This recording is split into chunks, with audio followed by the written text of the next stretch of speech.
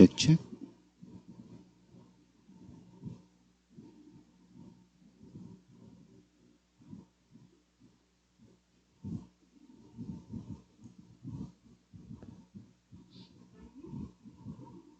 Okay, so we are live again. Okay, ganan ko nga story.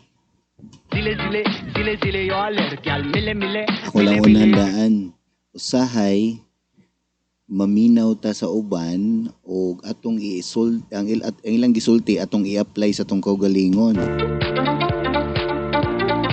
Be careful. Syempre kung unsa ilang gisulti based to sa ilang kaugalingong experience o based to sa ilang kaugalingong point of view. Dili necessary nga ang ilang gisulti kay tinuod based on their experience o sa ilang point of view, mao'y kinahanglan nimo buhaton. So atong sugdan ng story. So katong sa upper left, ang story ana kay naay magtiayon nga tiguwang. Dayon about sakto ba ka ni kung sayop ko i-correction lang ko, i-comment lang sa ubos, pero mo focus lang ko sa lesson ani nga story. So nakapalit sila og donkey. Time pa nga murag kanding ang drawing. Basta donkey na ha, donkey. Uman nila napalit gikan sa merkado ang ilang donkey or bisag asa ton nila napalit, basta nakapalit sila og donkey. Na yung mga tao nga niingon, kabugo daw nila. Palit sila donkey. Yawa nila sakyi. Bitaw po, no? Donkey, masakyan ko na. Sakto. So, sa ikaduhang nga panel, kanang ikaduha, kanang sa tuo, gipasakay sa lalaki ang babae. Di ba? Niyon day manananaw.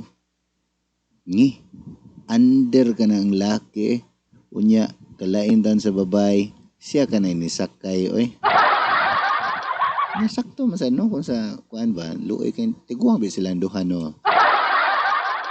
So, sa ikatulong panel ka ng diha sa wala, sa ubos, ang lagi na nisakay. Naglakaw ang babae, ang tiguang. Ningon din mga tao, lahi na po nga tao siguro, ningon, ko'y batasan ng lakiha, oy. Hindi palakaw yung asawa. Bitaw sad.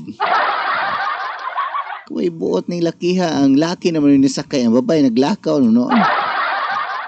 So, ang ilang gibuhat sa sunod na panel, nisakay silang duha.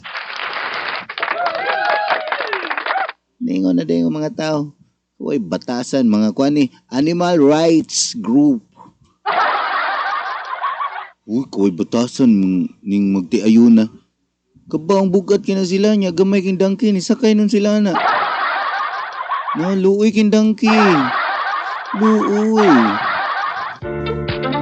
Kung ikaw, sa mong buhaton. So, ang gibuhat sa magtiayon, ilang gidayungan lang dangki.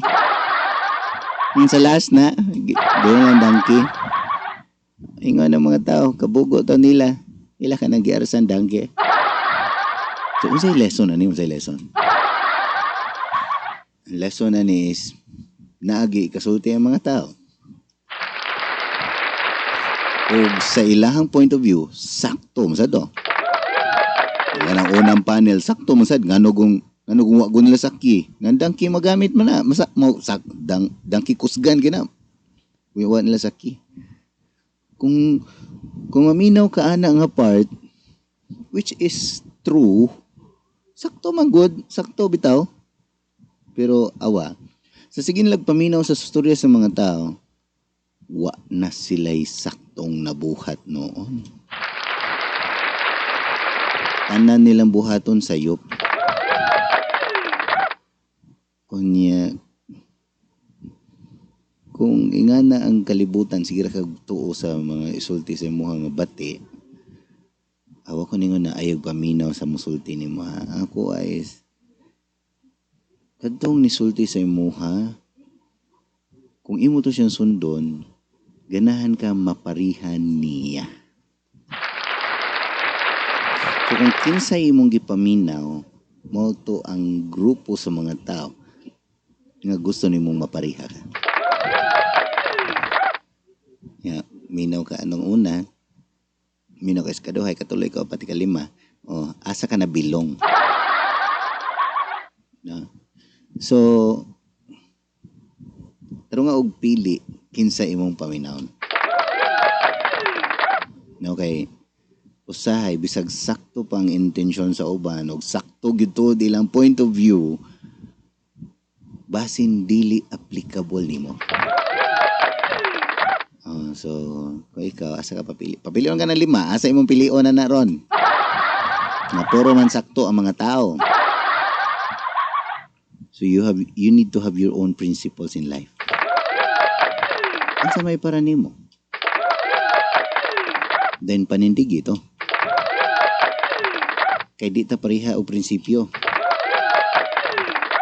No, so kung unsa ang para nimo, ang sakto para nimo, mo'y panindigi. Pwede ako, kana ikaduha akong pilion. Bahalag unsa isulti sa uban. Gigamit man akong donkey.